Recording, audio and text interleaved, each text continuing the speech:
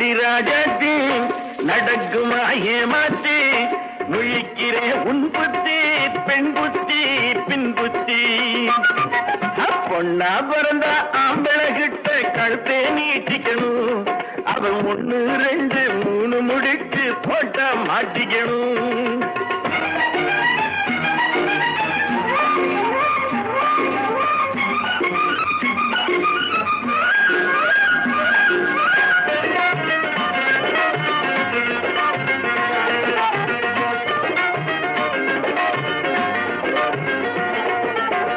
குதிரை துள்ளி குதிக்க இந்த சாட்டையில் அடக்குறவே இளங்குமரி என்ன கவனி ஒன்ன பார்வையில் மடக்குறவே